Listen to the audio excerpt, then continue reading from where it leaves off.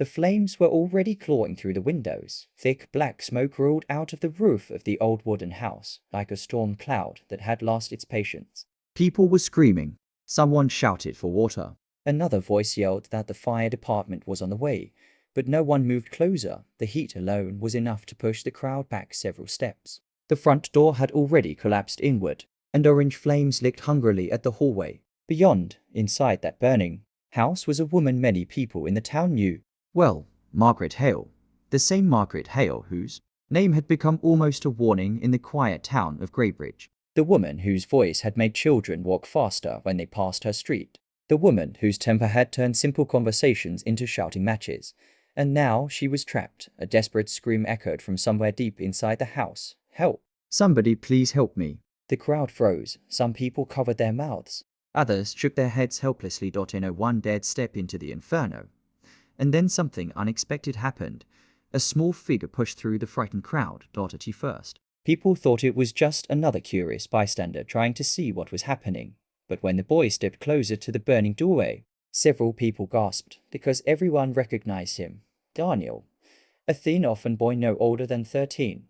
His clothes were worn, his shoes nearly falling apart, and his face carried the quiet look of someone who had learned far too early that life could be cruel. But what shocked the crowd was not just that he was there. It was who he was about to risk his life for, because Margaret Hale had treated this boy worse than anyone else in town. People began shouting, "Daniel, stop, boy, get back. You can't go in there." But Daniel didn't stop.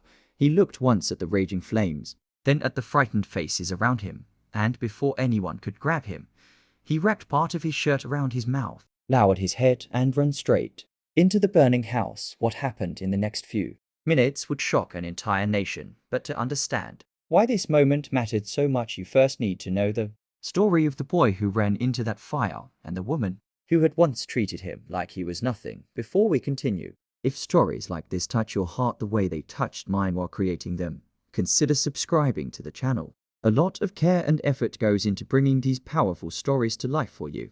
Now, let's go back to where it all began. Long before the fire, before the smoke, before the moment that would change everything, Daniel was simply another quiet face in the small town of Greybridge. Greybridge was the kind of town where people knew each other's routines.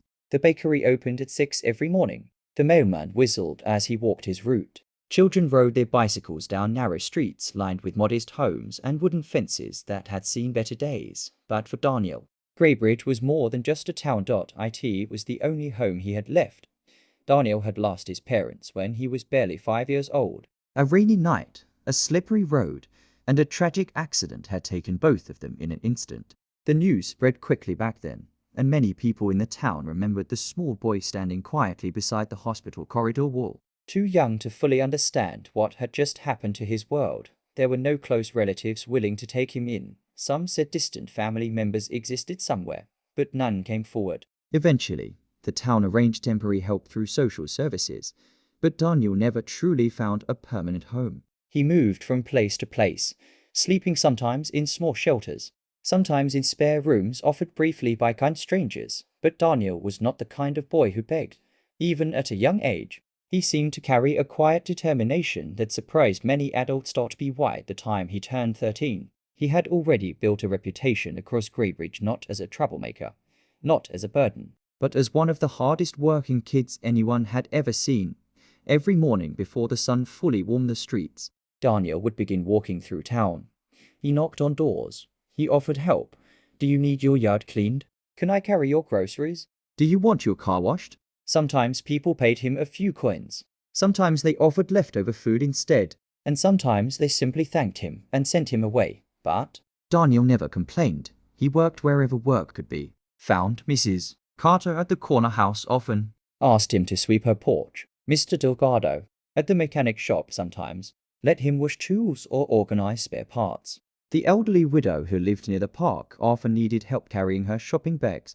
Little by little, the town began to see something remarkable in the boy. Despite everything life had taken from him, Daniel remained polite, respectful, gentle. He always said thank you. He always smiled, even when his stomach was empty. And perhaps the most surprising thing of all, he never spoke badly about anyone, even when people were unfair, even when doors was slammed in his face, even when he walked away with nothing after. Hours of work. Those who watched him closely often wondered how such a young boy carried so much patience. But what most people didn't know was that Daniel's hardest days didn't come from strangers. They came from someone much closer, someone who lived just a few streets away, someone whose name had already earned a dark reputation across Greybridge. Margaret Hale. Whenever Daniel passed her house looking for work, he felt a knot tighten in his chest, because Margaret was not like the others, where others saw a hard-working orphan boy. She saw something very different. She saw someone she could control, and before long, Daniel would discover just how cruel that control could become. But before we go further, let me ask you something. Have you ever seen someone treated unfairly simply because they were weaker or had no one to defend them? Stories like that happen more often than people realize. Tell me what you think in the comments. If Daniel represented the quiet resilience of Greybridge, then Margaret Hale represented something far darker. Her house sat near the end of Willow Street, an aging two-story structure with peeling paint and crooked shutters that creaked whenever the wind passed through the neighborhood. Even from the outside, the place felt unwelcoming. The front yard was overgrown, the gate rusted, and the windows were usually shut tight, as if the house itself had something to hide.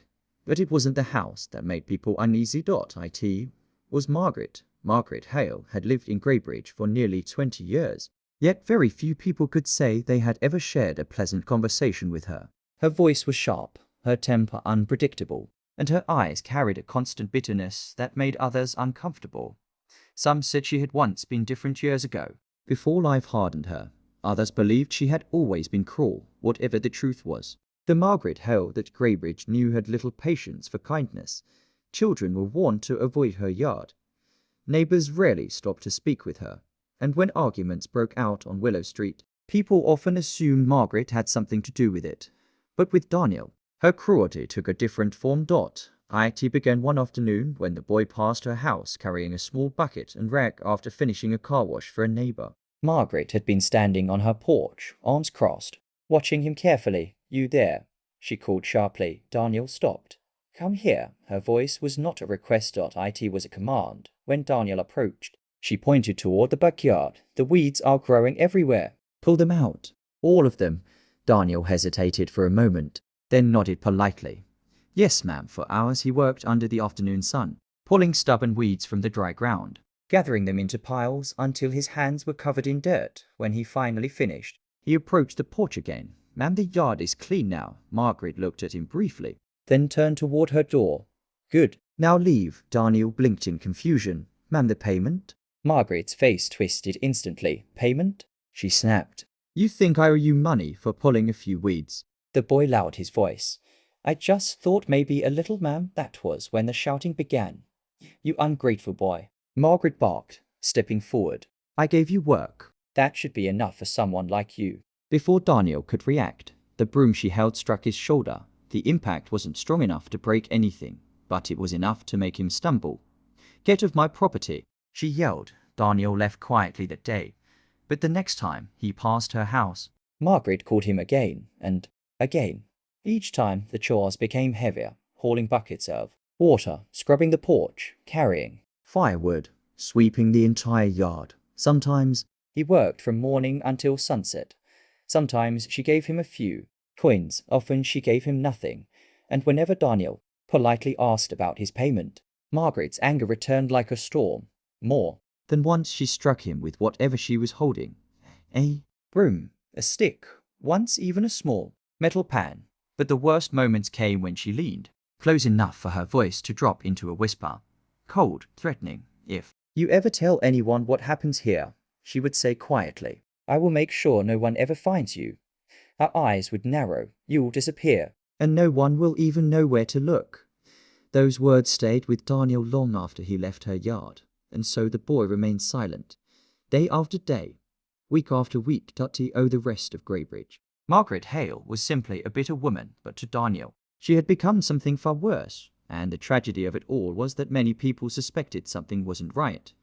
Neighbors sometimes noticed the boy leaving Margaret's yard late in the evening, exhausted and quiet. A few even asked him if everything was okay, but Daniel always answered the same way.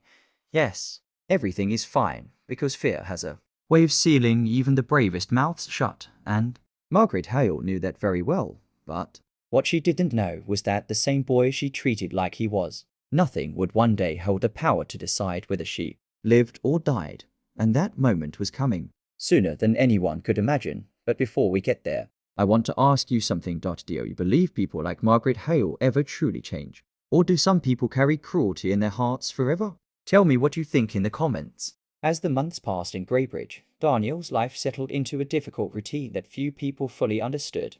Each morning began the same way, before most of the town had even opened their curtains. Daniel was already walking through the quiet streets with tired eyes and hopeful determination. His clothes were simple and worn, but always clean. His shoes were nearly falling apart, yet he still walked with the quiet dignity of someone who refused to let hardship define him. Some days were better than others.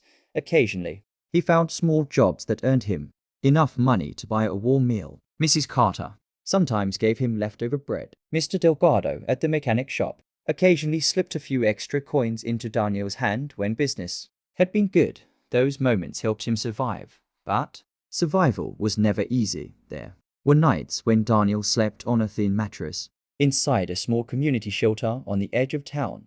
Other nights he stayed in an abandoned shed behind an old warehouse, curling up under a worn blanket he carried everywhere. Cold evenings were the hardest. On those nights, Daniel often stared up at the cracked wooden ceiling above him, imagining what life might have been like if his parents were still alive. He didn't cry often. Somewhere along the way, Daniel had learned that tears didn't change reality. Instead, he woke up the next morning and kept working. But Margaret Hale made that determination harder every week whenever Daniel passed her street. She seemed to appear from nowhere, her sharp voice cutting through the air. "Boy, come here," and Daniel would stop, not because he wanted to, but because hunger left him very few choices. Her demands grew heavier. One afternoon she made him carry bucket after bucket of water from the outdoor pump to fill a large metal container in her backyard. The handle of the bucket dug painfully into his small hands, leaving red marks across his palms. Another day, she ordered him to clean the entire inside of her storage shed, which was filled with old broken furniture and dusty boxes. The work took nearly the entire day. When Daniel finally finished and politely asked for his payment, Margaret's response was as cruel as ever.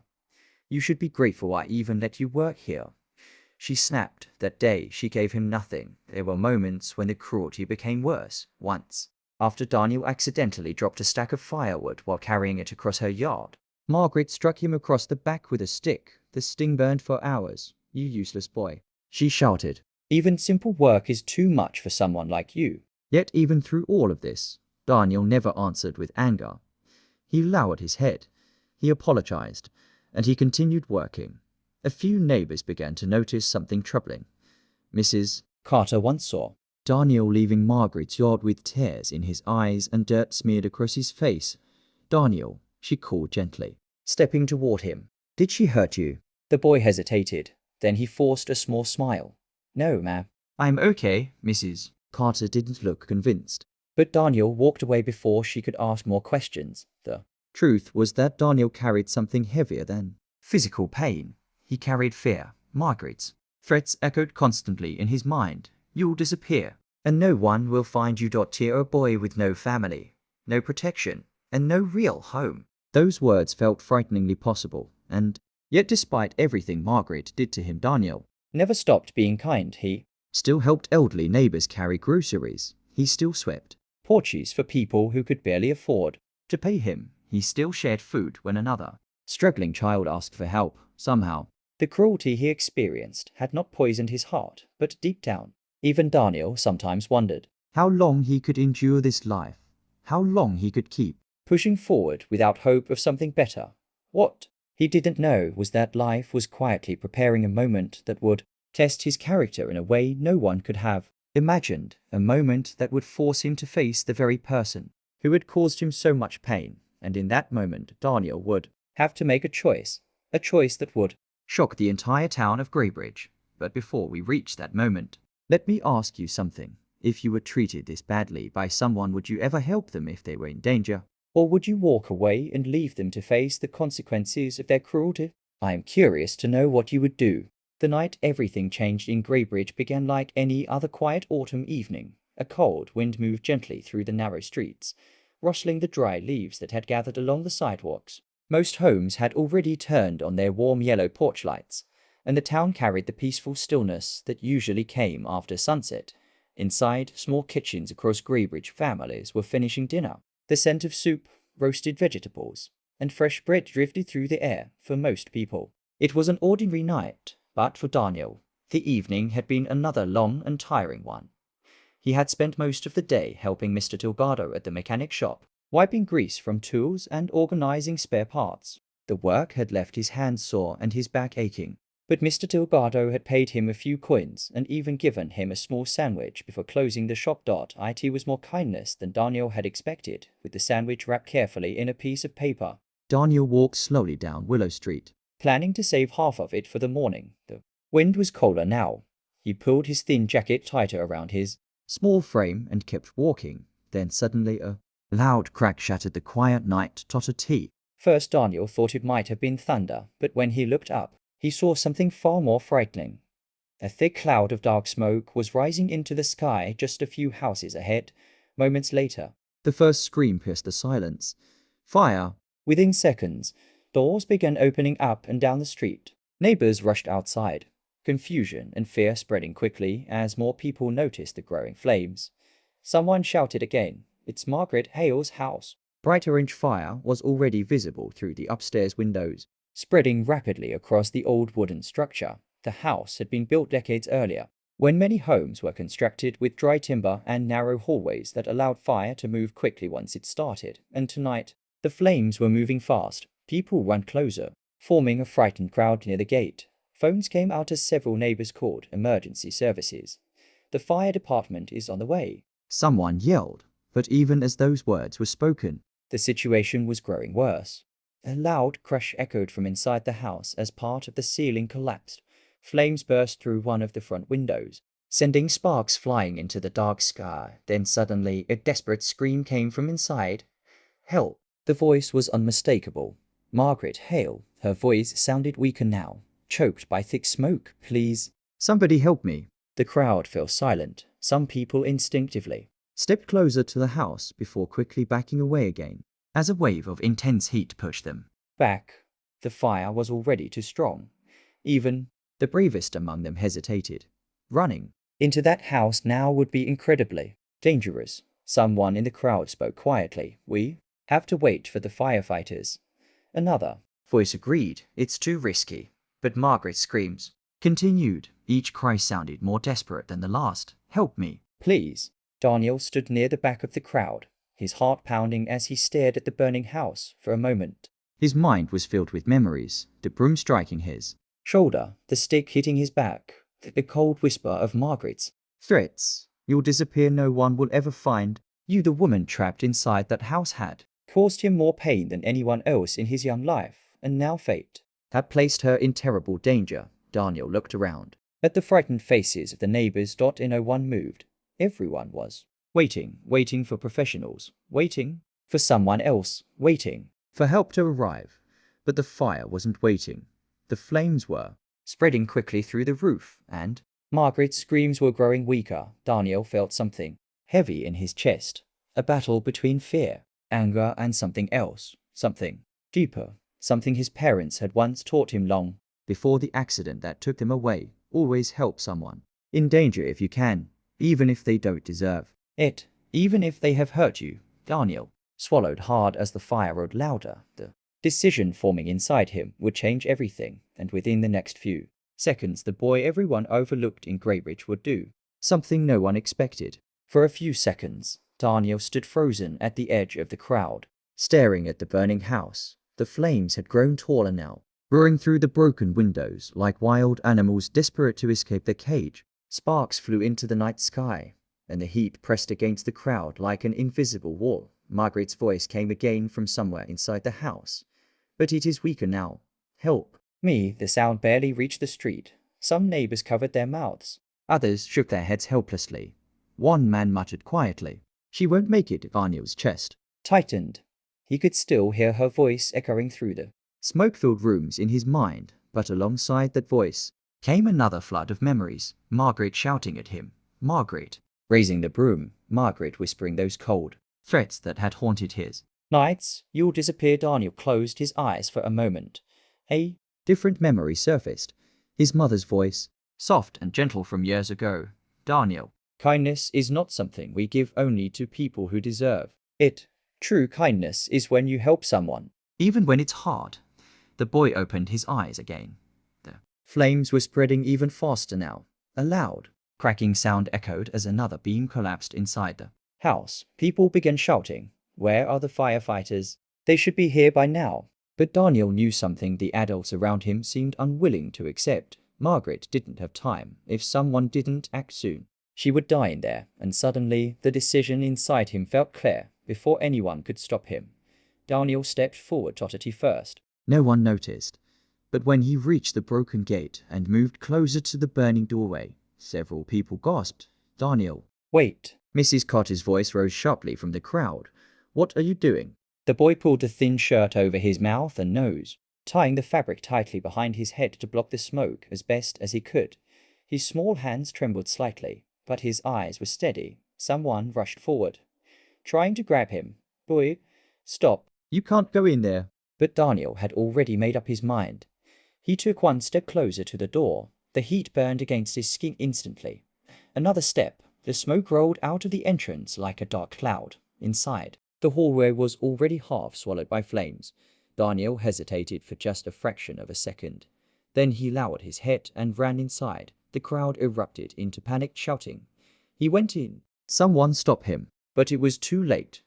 Daniel disappeared into the smoke inside the house. The world felt like an oven. The heat clawed at his lungs with every breath. The air was thick with smoke that made his eyes burn and his throat ache. The hallway floor creaked under his feet. Margaret, he shouted hoarse, "Oh, why don't no answer?" He moved deeper into the house. Flames crawled along the walls, devouring old wooden furniture and spreading across the ceiling. Then he heard it, a faint coughing sound from the living room. Daniel stumbled toward the sound, shielding his face from the smoke. When he reached the doorway, his heart sank. Margaret Hale was lying on the floor near the couch, barely conscious. A fallen wooden beam had trapped part of her leg, pinning her down while thick smoke surrounded her. Her eyes opened weakly when she saw him. For a moment, confusion crossed her face. Then shock. "Why you?" she whispered, her voice barely audible. Daniel rushed forward. He grabbed the heavy beam and tried to lift it Totati first. It didn't move. The wood was too heavy. The flames were creeping closer. The boy clenched his teeth and tried again. Every muscle in his small arms strained with effort. Finally, the beam shifted just enough. Margaret cried out weakly as Daniel pulled her leg free. "Can you stand?" he asked quickly. She shook her head. Her body was too weak. The smoke had taken most of her strength. Daniel looked toward the hallway. Flames were spreading closer to the exit. There was no time left. Without saying another word, the boy crouched beside her and pulled one of her arms over his shoulders. Margaret was much heavier than him, but somehow Daniel managed to lift her just enough to drag her across the floor, step by step, through the choking smoke, through the rising heat. His lungs burned with every breath. His vision blurred as the smoke thickened, but he kept moving, closer to the door, closer to the faint glow of the outside streetlight. Behind them, the fire roared louder as the house began to collapse piece by piece. Just as Daniel reached the doorway, part of the ceiling crashed down behind them, sending sparks flying across the hallway. One final push, one last desperate effort, and suddenly they burst out of the burning house. Daniel stumbled forward, coughing violently as he dragged Margaret onto the cold grass outside. The crowd rushed toward them in shock. For several seconds, no one spoke because the sight before them was almost impossible to believe. The small orphan boy everyone overlooked had just risked his life to save the very woman who had treated him with cruelty for years. And as the fire trucks finally turned onto Willow Street with sirens screaming through the night, the entire town of Greybridge realized they had just witnessed something extraordinary. For a moment after Daniel pulled Margaret out of the burning house, the entire street fell into stunned silence. The only sounds were the crackling roar of the flames and Daniel's desperate coughing as he struggled to breathe. Neighbors rushed forward all at once. "Give them space. Someone call an ambulance." "Daniel, are you okay?" Mrs. Carter dropped to her knees beside the boy, her hands trembling as she gently held his shoulders.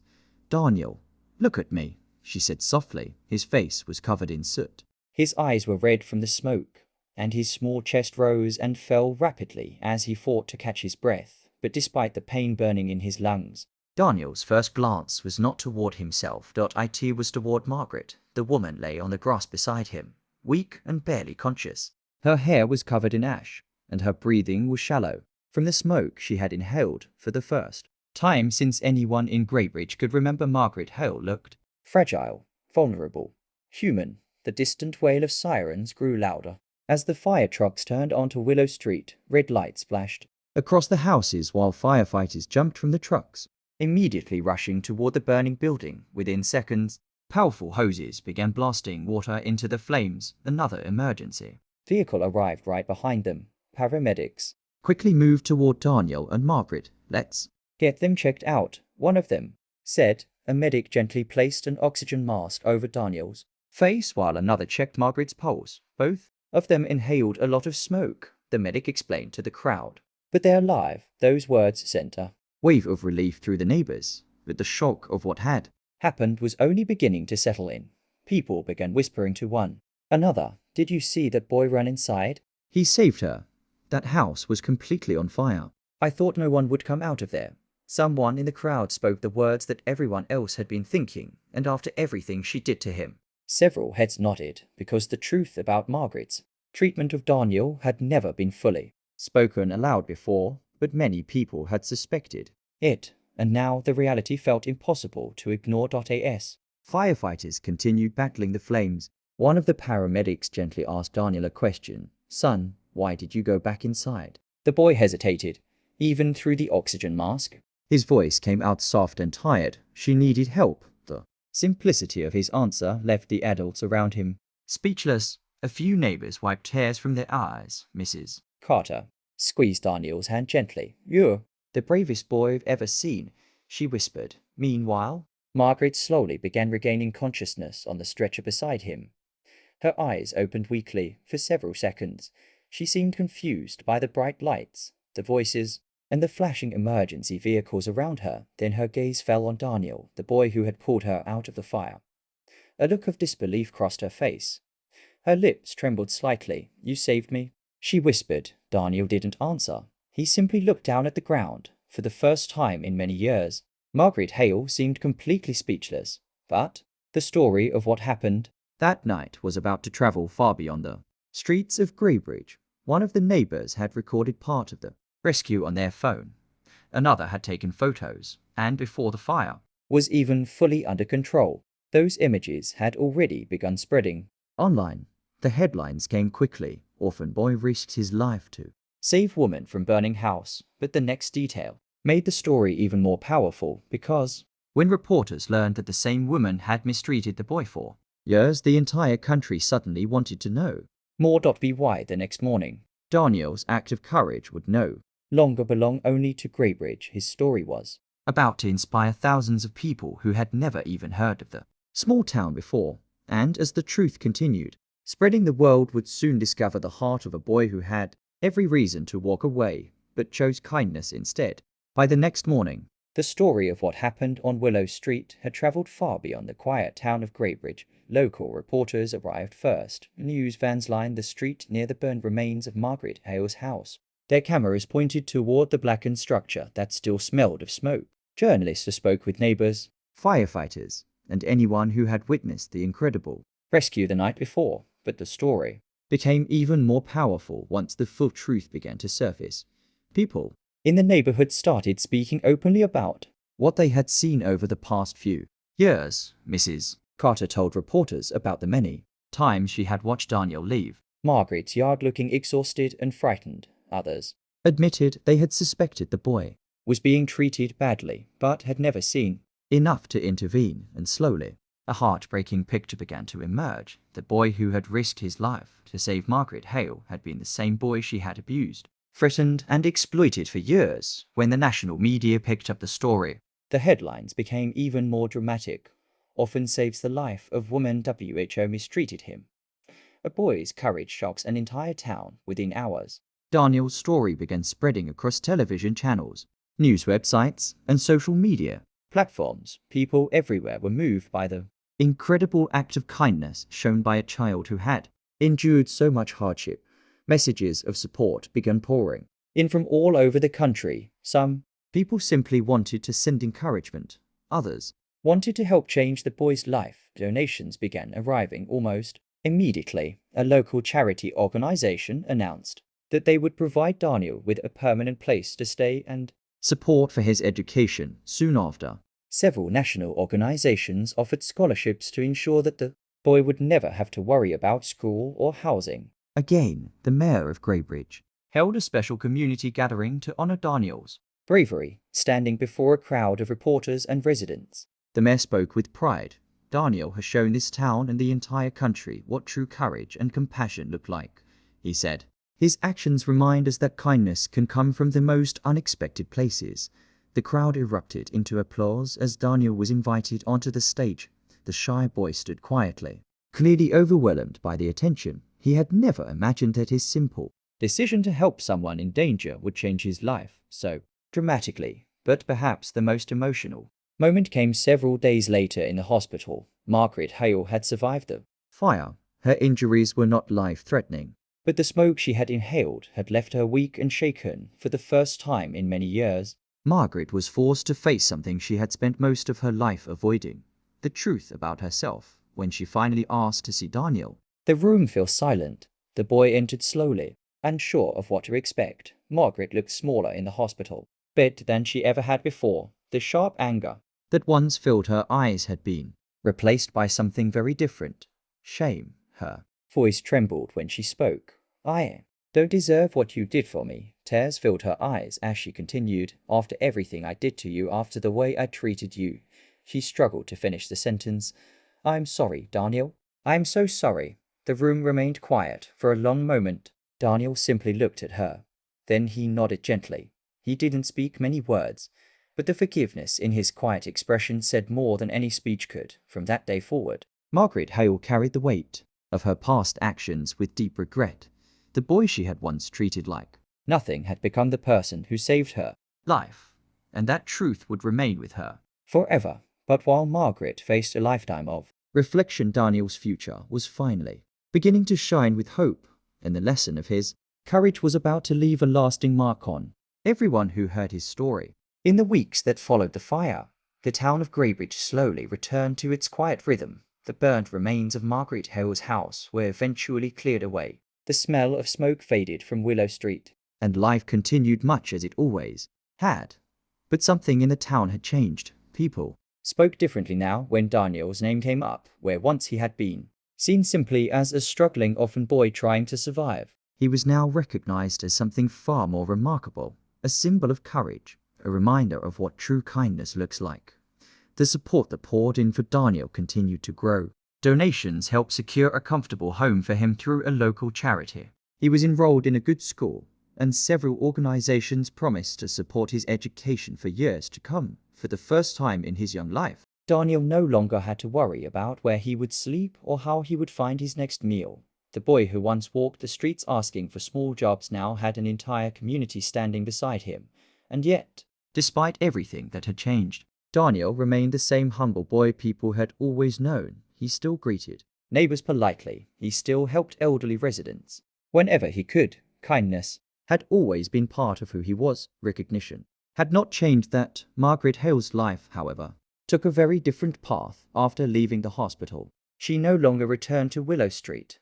The fire had taken her house, but it had also taken away the pride and bitterness that had defined much of her life. Those who saw her afterward often described a woman who seemed quieter, more reflective, and deeply burdened by regret. She rarely spoke about the past, but everyone in Greybridge knew that the memory of the boy she had once mistreated, the boy who saved her life, would remain with her forever. And perhaps that was its own form of justice, because sometimes the greatest punishment a person can face is the realization of their own mistakes. Meanwhile, Daniel's story continued inspiring people far beyond Greybridge. Schools shared his story with students. Charities used his example to remind others of the power of compassion, and countless people who had never met him found themselves asking an important question. How could a boy who had suffered so much still choose kindness? The answer may never fully be explained. But perhaps the lesson is simple. Kindness is not something we give only when it is easy. True kindness appears in the hardest moments, when anger would be understandable, when revenge might feel justified, when walking away would seem perfectly reasonable. Daniel had every reason to leave Margaret Hale inside that burning house. No one would have blamed him.